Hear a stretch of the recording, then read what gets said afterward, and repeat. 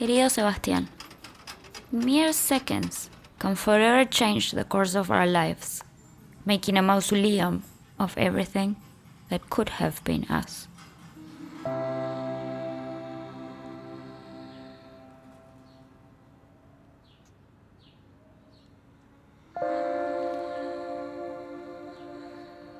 I don't miss what was. I have that carefully guarded within me. Every tiny look, smell, and touch we shared, it repeats over and over again, as if it were the oxygen keeping you alive. I miss what never was.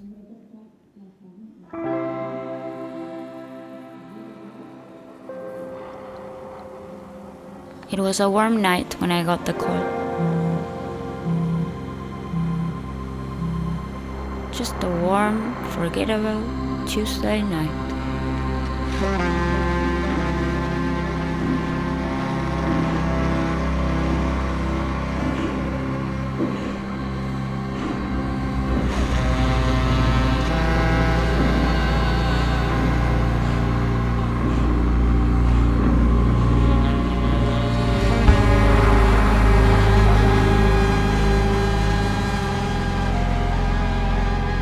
It happened just outside your apartment. By the time I got there, they were already taking you away.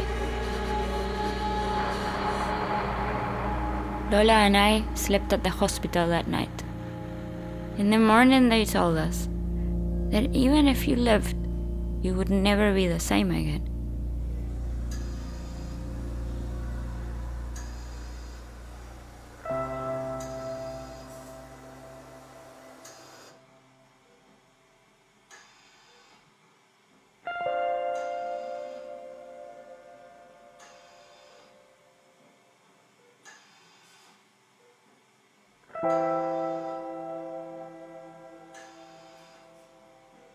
When I came in to see you that morning, you looked as peaceful as ever, as if you were only sleeping, as if any second you would open your eyes and say, "Coffee." But you didn't. And I don't know where it is you are. But I'm still here. And sometimes I don't know what for. I visit 4 hours each day, and I would be with you more if they let me. Whenever I am not by your side, it's like I'm in a room from which the air is slowly running out. I walk around these streets looking for you, and just like Benny, I find myself searching for your scent in the breeze. Sometimes we both suddenly turn around thinking we heard you laugh.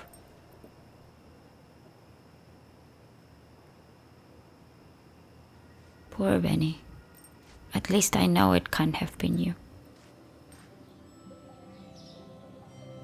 How cruel that I can still touch you, but can't be touched back. I love your hands so much that lately I find myself imitating some of your gestures, as if to fill the space your absence has left.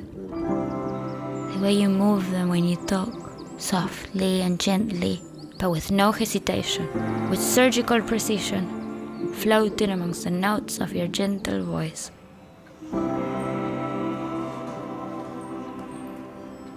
I never told you, but you entered my life like an apparition, as if a portal opened and reality shifted.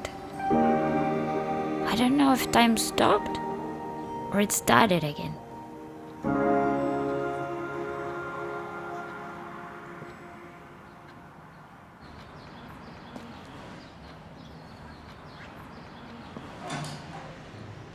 You were working, eating, sleeping just above the shop. This whole time, your steps resonated above my head. My ceiling was your life.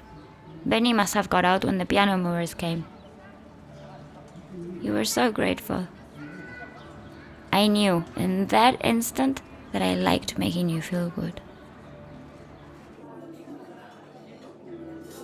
You insisted on buying me a drink to thank me. I told you how I moved to Berlin a few months before to live with my cousin, how she was studying. And even though I liked the city, I was feeling pretty lost since I got here. You told me that being lost is the point sometimes. That I would find what I'm looking for. Or that it would find me.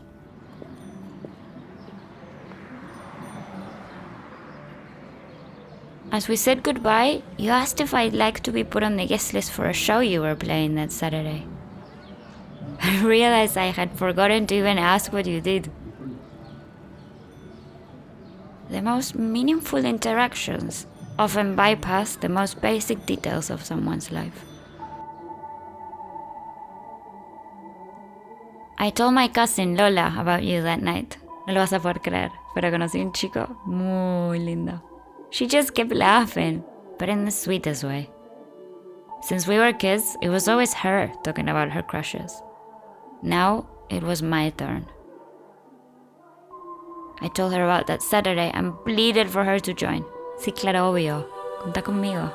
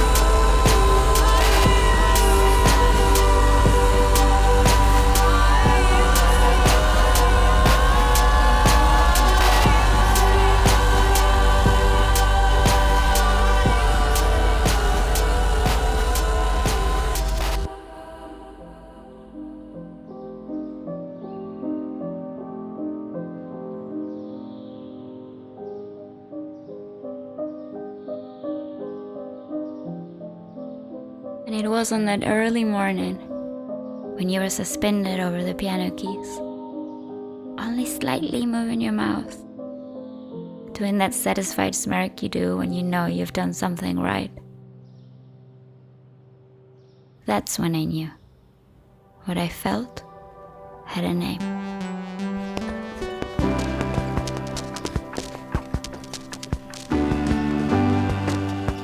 I never knew I could feel this comfortable in my skin, as if the Valeria I was no longer.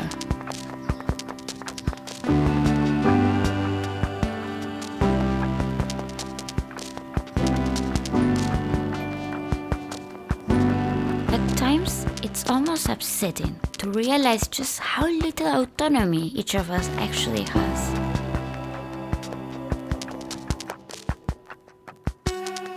For how quickly we surrender ourselves, how easily we dismantle our carefully constructed fortifications. The dam breaks. We can no longer run.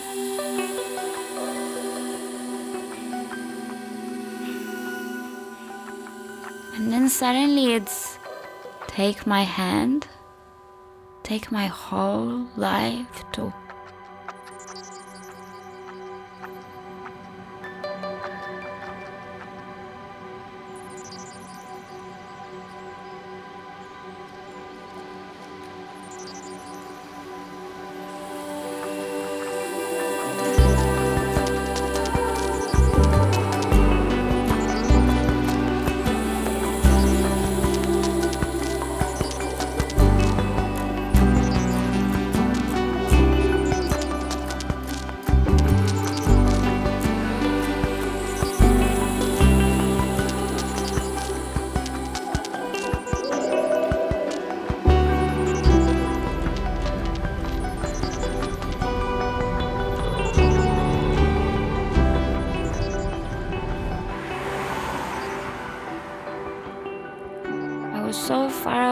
from where I was born. But suddenly, I was home.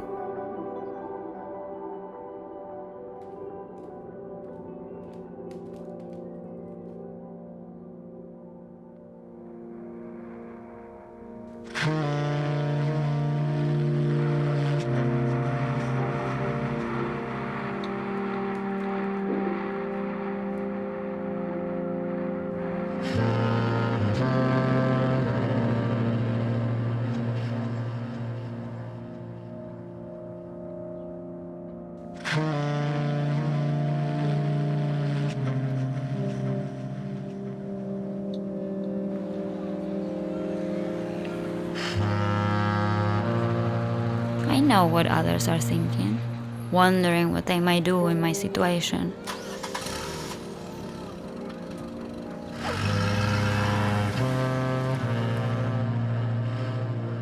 They see my pain. They feel sorry for me. But it's the freedom of giving into this pain that has kept me sane.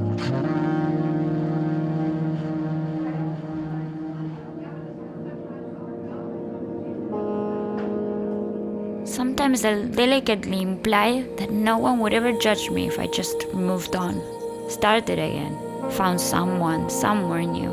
We hadn't known each other that long after all. But they weren't there. They've never known love like ours.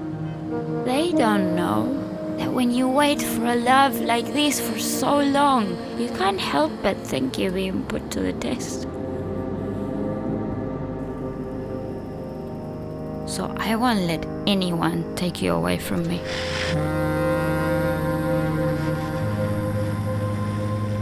I will show the world that my love is above all else.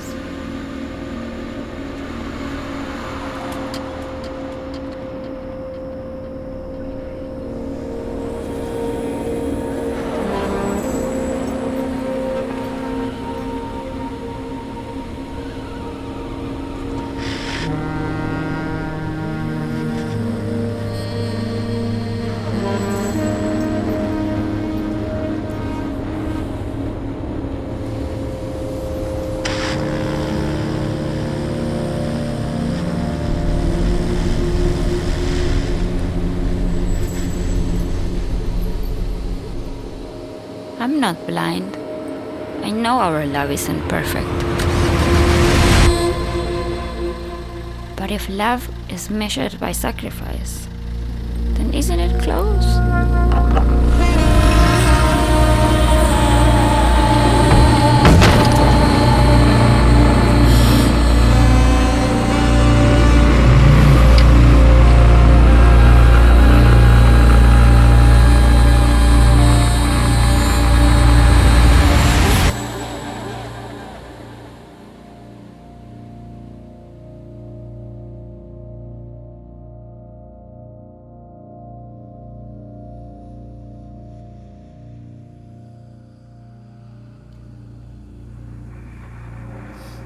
It's as though I've been collecting my unspent love, like a child who saves their weekly allowance for the one thing that occupies their nightly fantasies.